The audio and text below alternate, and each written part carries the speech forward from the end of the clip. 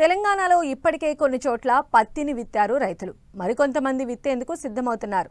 అయితే జూలై 20 లోపు మాత్రమే పత్తిని విత్తుకోవాలి. తరువాత సాగు చేస్తే దిగుబడులు గణనీయంగా తగ్గే అవకాశం ఉంది. ఈ నేపథ్యంలో పత్తి సాగులో చేపట్టాల్సిన సమగ్ర యాజమాన్యం గురించి ఆదిలాబాద్ వ్యవసాయ పరిశోధనా స్థానం ప్రధాన శాస్త్రవేత్త రైతులకు తెలియజేస్తున్నారు. మరి ఆ వివరాలేంటో ఇప్పుడు చూద్దాం.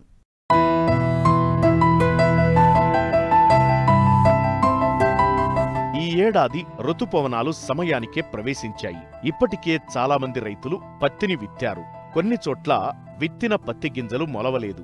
మరికొన్ని ప్రాంతాల్లో అడపాదడపా పడుతున్న వర్షాలకు ఇప్పుడిప్పుడే విత్తుతున్నారు. అయితే ఈ ఏడాది పత్తి విస్తీర్ణం పెరిగే అవకాశాలు ఉన్నాయి. పత్తిని సాగు చేయాలనుకునే రైతులు ఎట్టి పరిస్థితుల్లో జూలై 15 లోపు మాత్రమే విత్తుకోవాలి. తరువాత విత్తుకుంటే దిగుబడులపై ప్రభావం పడే అవకాశముంటుంది. అంతేకాదు, పంటను తొలి దశలో రసం పీల్చే పురుగులు, పచ్చదోమల బెడద అధికంగా ఉండే అవకాశముంటుంది. కాబట్టి సమయానికి అనుకూలంగా నివారణ చర్యలు చేపట్టాలని తెలియజేస్తున్నారు ఆదిలాబాద్ వ్యవసాయ పరిశోధనా స్థానం ప్రధాన శాస్త్రవేత్త డాక్టర్ రాంప్రసాద్. ఈ సంవత్సరం ఏంటంటే మనకి జూన్ మాసంలో అధిక వర్షాలు కురవడం వల్ల దాదాపు చాలా చోట్ల పత్తిని విత్తుకోవడం జరిగింది. అయితే మనకు పత్తి విత్తు కాలం చూసుకున్నట్టయితే జూన్ 15 నుండి జూలై 15 వరకు కూడా మనము పత్తిని విత్తుకోవచ్చు. అయితే జూలై 15 తర్వాత విత్తుకున్నట్టయితే మనకి దిగుబడులు తగ్గే అవకాశం ఉంది. కాబట్టి మ్యాక్సిమము జూలై 15 లోపల మనం విత్తుకున్నట్టయితే పత్తిలో ఎటువంటి ఇబ్బంది లేకుండా మంచి దిగుబడులు పొందడానికి అవకాశం ఉంటుంది.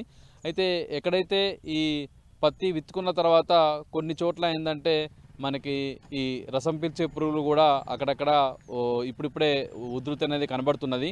మనము పురుగును చూసిన వెంటనే 1-2 పురుగు కనబడిన వెంటనే మందులు పిచికారి చేసుకోకుండా కొంచెం మనకేంటంటే స్టార్టింగ్లో వేప కషాయము అంటే 5% వేప కషాయం కానీ వేప నూనె లాంటిది అంటే 1500 ppm వేప నూనెను 5 ml లీటర్ నీటికి మనము పిచికారి చేసుకున్నట్టయితే తొలి దశలో ఎటువంటి ఇబ్బంది లేకుండా అటు రసం పీల్చే పురుగులను నియంత్రించుకుంటూ ఇటు మిత్ర పురుగుల సంతతిని కూడా మనము అభివృద్ధి చేసుకునే అవకాశం ఉంది. కాబట్టి ఈ వేప లాంటి సేఫ్ మందులు మనం పిచికారి చేసుకున్నట్టయితే ఎటువంటి ఇబ్బంది లేకుండా ఉండే అవకాశం ఉంది.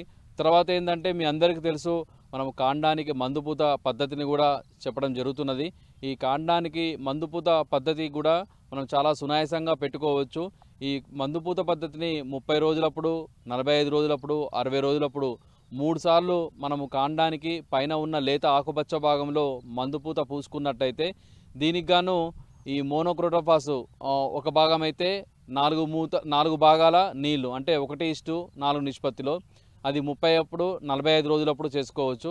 తర్వాత ఏంటంటే 60 రోజులప్పుడు మనకు ఆ టైంలో కొంచెం విపరీతంగా పచ్చదోమ ఉండే అవకాశం ఉంది. కాబట్టి ఒక మూత ఫ్లోనికామిడ్ అయితే 20 భాగాలు అంటే 1:20 రేషియోలో మనము నీటిని కలుపుకొని ఈ మందు పూతను చేసుకున్నట్టయితే దాదాపుగా మనకు 60-70 రోజుల వరకు కూడా ఎటువంటి ఇబ్బంది లేకుండా ఈ పత్తిలో తొలి దశలో ఆశించే రసం పీల్చే పురుగులను మనము సమర్థవంతంగా నియంత్రించుకోవచ్చు.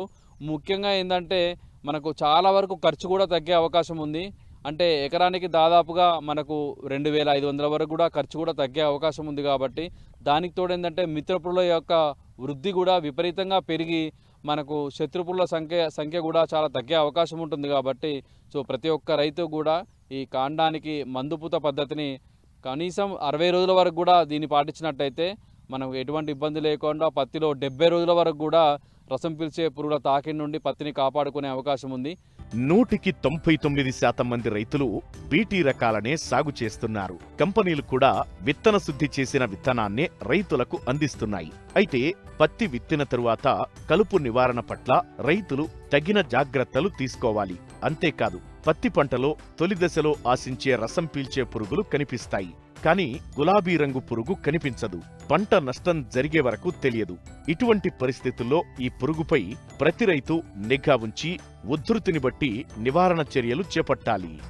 తర్వాత ఒకవైపు చూస్తే మరి వర్షాలు పడుతున్నాయి కాబట్టి మరి పత్తిలో ఈ కలుపు సమస్య కూడా మనకు వచ్చే అవకాశం ఉంది. కాబట్టి మరి దాదాపు అందరూ పత్తి విత్తుకోవడం జరిగింది. మరి పత్తి విత్తుకున్న తర్వాత 15 నుండి 20 రోజులప్పుడు మనము లేత గడ్డి అంటే కేవలం గడ్డి జాతి గడ్డే ఉన్నట్టయితే విజలోపాప్ ఇథైల్ అనే మందును 2 ml లీటర్ నీటికి కలిపి మనము గడ్డి బాగా తడిచినట్టు పిచికారి చేసుకున్నట్టయితే మనము గడ్డిని సమర్థవంతంగా నివారించుకోవచ్చు. అలాగే ఈ గడ్డి జాతి గడ్డితో పాటు ఒకవేళ మనకు వెడల్పాటి గడ్డి కూడా ఉన్నట్టయితే మరి ఈ వెడల్పాటి గడ్డి కోసము ఈ క్విజలోఫాప్ ఇథైలుతో పాటు మనము పైరిథైయబాక్ సోడియం అనే మందును 1 లీటర్ నీటికి 1.25 ml లేదా ప్రొపాక్విజాఫాప్ అనే మందును 1.25 ml ఈ రెండిట్లో ఏదేని మందును మనము ఈ క్విజలోఫాప్ ఇథైల్ మందుతో కలిపి పిచికారి చేసుకున్నట్టయితే అటు గడ్డి జాతి గడ్డిని అలాగే వెడల్పాటి గడ్డిని కూడా మనము నివారించుకునే అవకాశం ఉంది. మధ్య మధ్యలో మనకి ఎప్పుడైతే కొంచెం వర్షాలు ఆగి మనకు ఎండ కొడుతుందో అప్పుడు మరి గుంటకలు తోలుకున్నట్టయితే అంతరకృషి చేసుకున్నట్టయితే మనకు పత్తి పెరుగుదలగానే బాగా ఉంటుంది. ఎందుకంటే ముఖ్యంగా వేరు వ్యవస్థకి మంచిగా గాలి సోకడం వల్ల మనకి అలాగే తేమ కూడా భూమిలో నిలుపుకునే అవకాశం ఉంది కాబట్టి మనం అంతరకృషి కూడా కంపల్సరీగా చేసుకోవాలి. తర్వాత ఏంటంటే 45 రోజులప్పుడు ఈ 45 రోజులప్పుడు పూత దశకు వస్తుంది కాబట్టి మరి కంపల్సరీగా ప్రతి ఒక్క రైతు కూడా ఎకరానికి కనీసం 4 లింగాకర్షక బుట్టలు కూడా కంపల్సరీగా పెట్టుకోవాలి. ఈ లింగాకర్షక బుట్టలు పెట్టుకున్నట్టయితే ముఖ్యంగా గులాబీ రంగు కాయతొలుచు పురుగు యొక్క రెక్కల పురుగులు అనేవి 45 రోజులప్పటికీ మనకి మొగ్గను గమనించి వెంటనే పురుగు అనేది గుడ్లు పెడుతుంది కాబట్టి మరి ఆ దశలో మనము లింగాకర్షక బుట్టలు పెట్టుకున్నట్టయితే మనకి ఈ రెక్కల పురుగులు లింగాకర్షక బుట్టల్లో పడతాయి కాబట్టి సో పడిన వెంటనే దాన్ని బట్టి మనము రోజుకి ఒక 6 నుండి 7 పడుతున్నట్టు గమనించిన వెంటనే తొలి దశలోనే మనం చూసినట్టయితే వెంటనే వేప కషాయం కానీ వేప నూనె కానీ లేకపోతే ప్రొఫెనోఫాస్ లాంటి మందులు, ప్రొఫెనోఫాస్ అయితే 2 ml లీటర్ నీటికి లేదా థయోడికార్బ్ అనే మందును 1.5 గ్రాములు లీటర్ నీటికి వీటిని మనం పిచికారి చేసుకున్నట్టయితే మనకి గుడ్డి పూలు కూడా లేకుండా ఉండే అవకాశం ఉంది.